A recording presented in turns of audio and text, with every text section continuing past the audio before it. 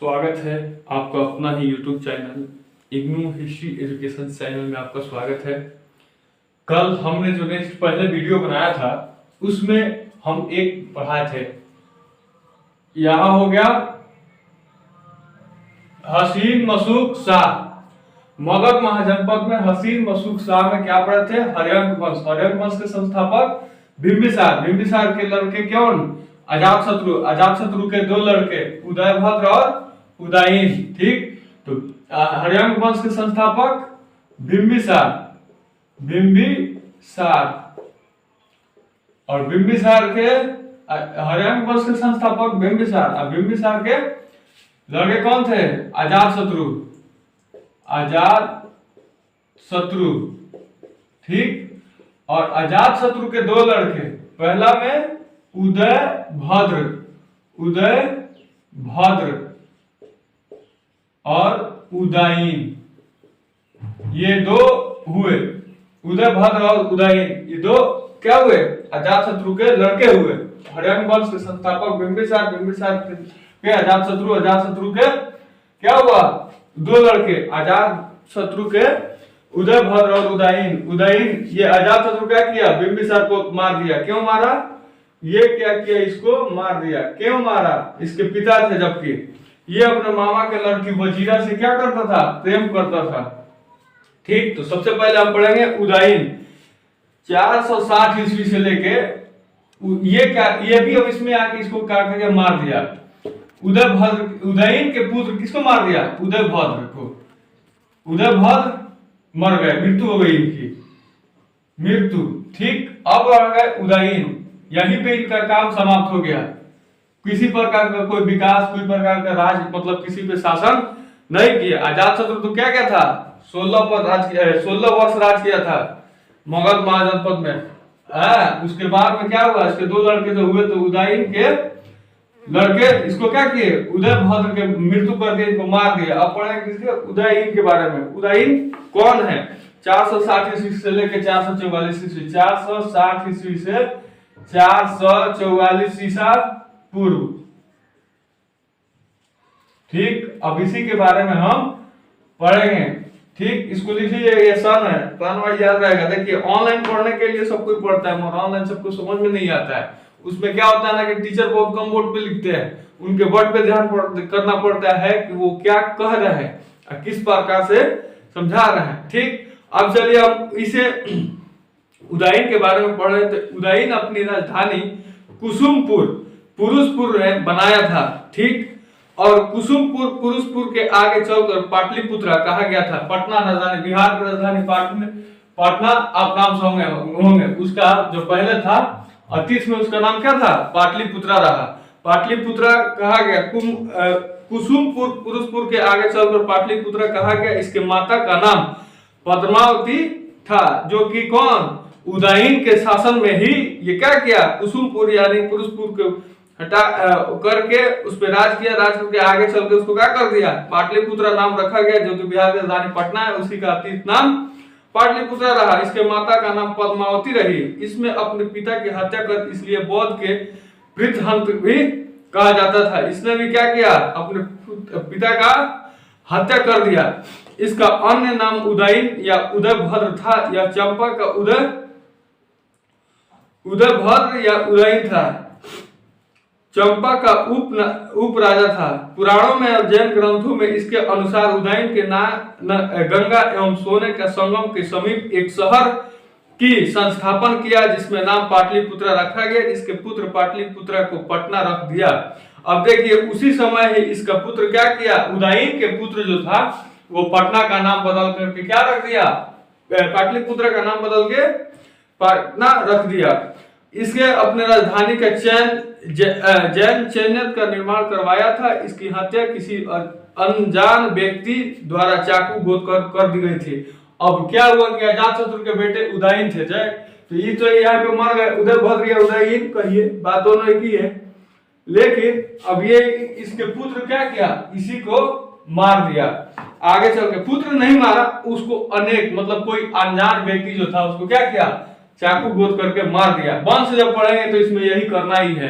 एक दूसरे को मारना है, एक दूसरे को काटना है और युद्ध करके उस पर शासन चलाना है। अब हम पढ़ेंगे इसके बारे में। इसके आते इसकी चाकबोध कर दिया गया। उदयन के पुत्र नाग दशक। अब देखिए इसके उदयन के पुत्र नाग दशक, इसको भी हम क्या करते हैं, इसके पुत्र नाग दशक। यूट्यूब के थंबनेल पे हमने लिखा है, जो भी टॉपिक लिखना होता है मतलब पढ़ाना होता है उसको क्या करते हैं, यूट्यूब के थंबनेल पे लिख देते हैं उदयन के लड़के कौन हो गए, नाग दशक। इसका भी स्ट्रक्चर एक दिन बताएंगे। हरियाणा वंश के संस्थापक बिंबिसार, बिंबिसार के लड़के अजातशत्रु, अजातशत्रु के लड़के उदयभद्र या उदयन कहिए, ठीक। उसके बाद नाग दशक किसके पुत्र, उदयन के। 460 ईस्वी से 444 ईसा पूर्व की ये कहानी रही। अब देखिए उदयन के पुत्र नाग दशक योग्य शासक था, जो कि एक कर्मठ मतलब सुयोग मतलब कुछ विकास करने के लायक एक शासक रहा। इसकी हत्या इसके सेनापति शिशुनाग ने कर दी और एक नया वंश शिशुनाग वंश की स्थापना कर दिया गया। अब देखिए यहीं पे क्या किया, शिशुनाग वंश को जो था नाग दशक को क्या किया, इसके सेना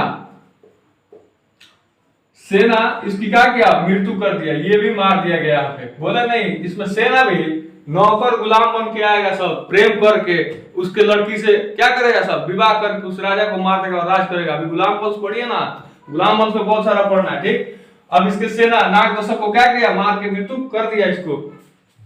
उसके बाद ये एक नया मतलब नया वंश की स्थापना कर दिया, किसका, शिशुनाग वंश की।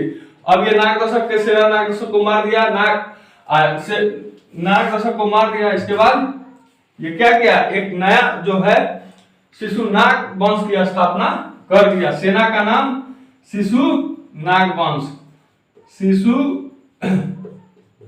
नाग वंश। ये जो हो गए क्या हो गए। अब इसके देखिए नाग दशक की मृत्यु के बाद इसके सेना ने इसको मार दिया। अब इसकी क्या हो गया, मृत्यु हो गया। अब मृत्यु के बाद उस सेना ने क्या किया, एक शिशुनाग वंश की नया स्थापना कर दिया। अब यहीं पे सेना देखिए उदयभद्र, इसमें कुछ खास पढ़ना नहीं है मगर इसको समझ लीजिएगा तो समझ में आ जाएगा।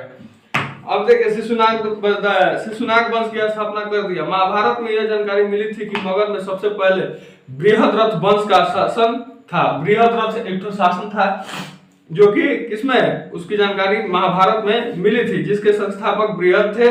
इसके वंश के सबसे प्रतापी शासक राजसंग था। उसमें भी एक प्रतापी राजा जिसका नाम क्या था, राजसंग रहा। इसकी राजधानी बृहद की जरासंध अपने साम्राज्य विस्तार में पूरा उत्तर भारत के करना चाहता था।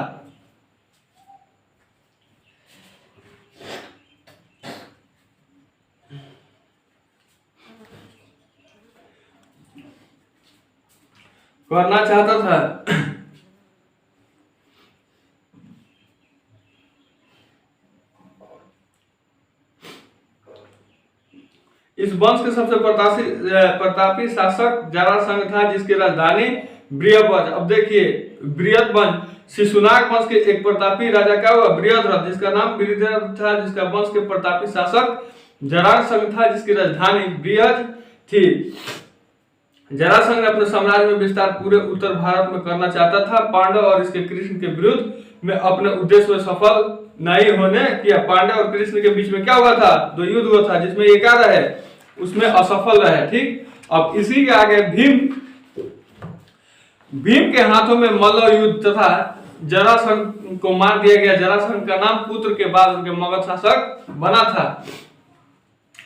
रिपुंजा बृहद वंश के अंतिम शासक था। इसके हत्या इसके मंत्री पुलिक के ने करके अपने शासक बना दिया। अब देखिए बृहद वंश जो कि इसके बाद का शिशुनाग वंश के बाद क्या हुआ, बृहद वंश,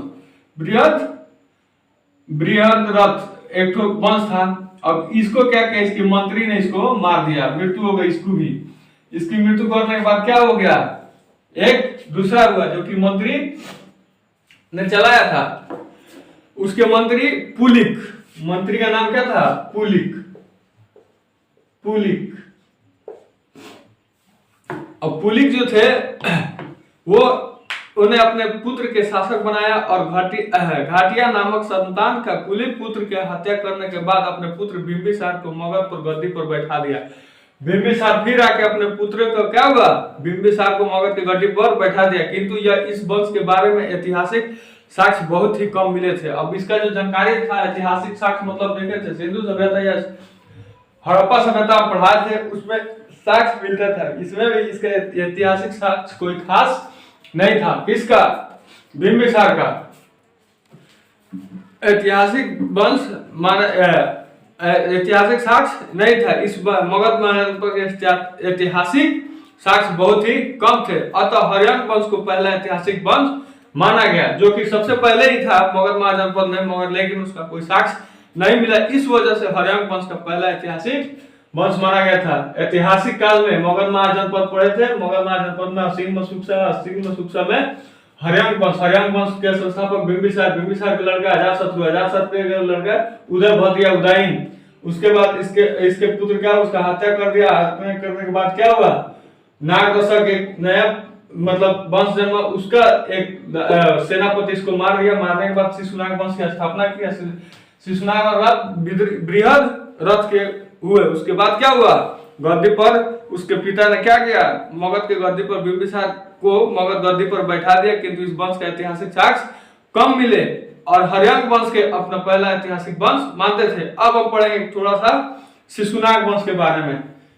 शिशुनाग वंश, अब इसी के बारे में यहाँ तक हम पढ़ना शुरू करेंगे। शिशुनाग वंश ये क्या था, यहाँ ये पीछे की तरफ चलिएगा 460 ईस्वी से लेके 444। अब 444 में आइए, 412 ईस्वी से लेके 394 ईस्वी।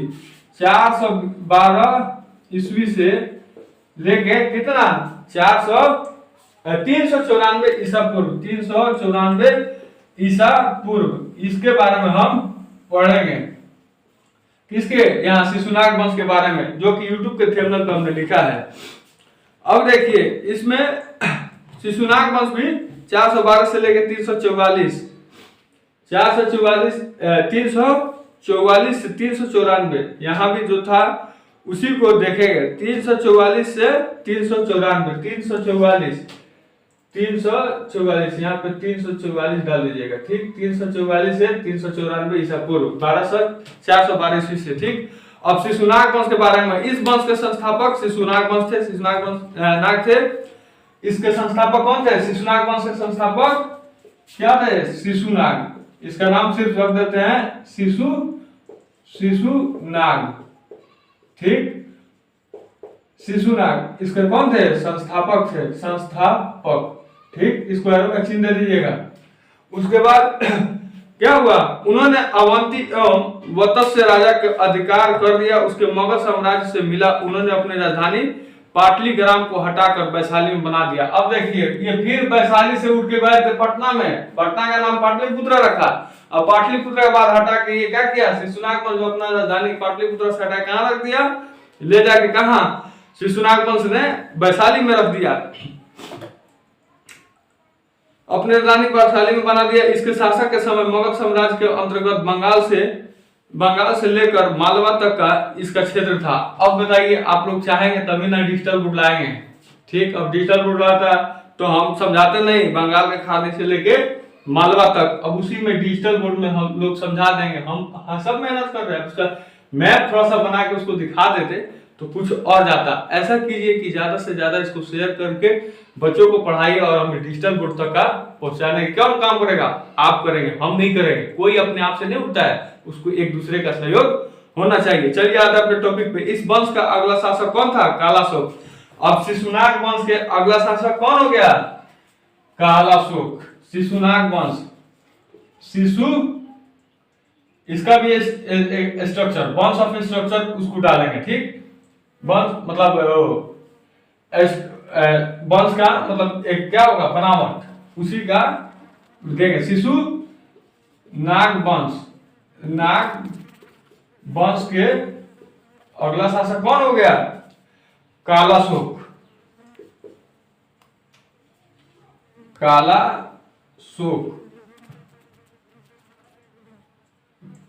एक तो होगा अशोक साम्राज्य, एक होगा कालाशोक। नाम थोड़ा सा ध्यान रखिएगा, बिंबिसार और बिंदुसार, इसमें दोनों में अंतर होता है, ठीक है। इसी तरह थोड़ा नाम को याद रखिएगा। कालाशोक के बारे में देख लेते हैं।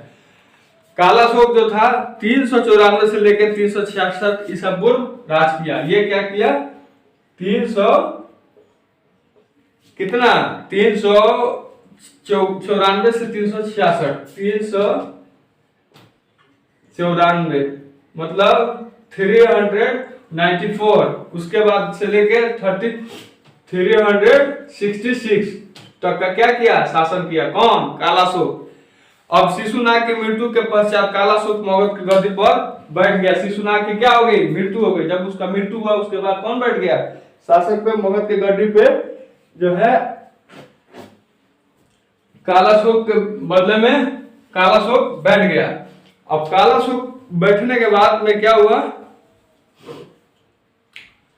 कालाशोक गद्दी पर बैठ गया। इसका नाम पुराण तथा दिव्या दान में कारक वर्ण मिला है। अब देखिए शिशुनाग वंश का जो मतलब साक्ष्य जो था वो पुराण में देखिएगा, वेद, उपवेद, वेदांग, पुराण, उपनिषद शुरू से पढ़ते आइएगा, सब एक दूसरे से अटैच है। ठीक, तो पुराण में ही दिव्या दान या कारक वर्ण के नाम से मिला था। इसके वैशाली संस्थापक पाटलिपुत्र के नाम अपनी राजधानी बनाया और इसके नाम इस समय द्वितीय बौद्ध संगीति की वैशाली में हुई थी। बौद्ध धर्म जब मरे थे तो उसका पहला संगीति था।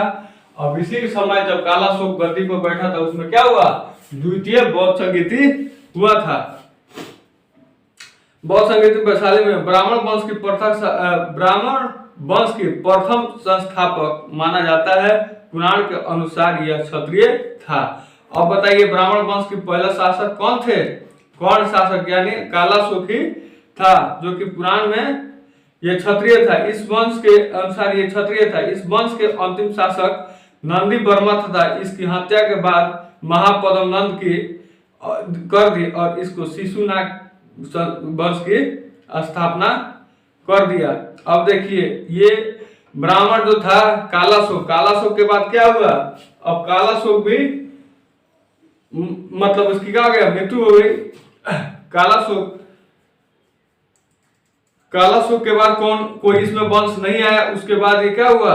क्षत्रिय था। इस वंश का अंतिम शासक नंदी वर्मन। अब ये देखिए शिशुनाग वंश के अंतिम शासक कौन था? शिशुनाग वंश के अंतिम शासक नंदी वर्मा थे। ठीक, इसको स्पेस नहीं है, थोड़ा सा समझने में भी दिक्कत होगी। नंदी वर्मा किसके? शिशुनाग वंश के अंतिम शासक नंदी वर्मा। इसकी हत्या करके महापद्म नंद की कर दी। महापद्म नंद जो क्या किए? नंदी वर्मा की हत्या कर दिया। हत्या करने के बाद में शिशुनाग वंश के स्थापना करके उसके बाद नंद वंश का स्थापना कर दिए। अब हसी तो यहाँ हर्यंक वंश भी पढ़ लिए, शिशुनाग वंश भी पढ़ लिए। अब इसमें नंद वंश, इसी के फॉर्मूला पे अगला वीडियो जाएगा। अभी देखिए कितना नंद वंश पढ़ना है, मौर्य वंश पढ़ना है, शिशुनाग वंश पढ़ना है, कर्ण वंश पढ़ना है, सातवाहन वंश पढ़ना है। अभी 1 2 3 4 5 शासक के बारे में भी क्या करना है? पढ़ना है। अगले वीडियो को इसमें जाएगा, नंद वंश के संस्थापक जाएगा। अगर वीडियो अच्छा लगा हो तो लाइक कर दीजिएगा। अगर पसंद आए ज्यादा से ज्यादा तो उसको शेयर कर दीजिएगा। और आगे की वीडियो देखना है तो सब्सक्राइब करके बेल आइकन प्रेस कर दीजिएगा। आज के लिए ही इतना ही। कल मिलते हैं नंद वंश के साथ इसी चैनल पे। जय हिंद, जय भारत।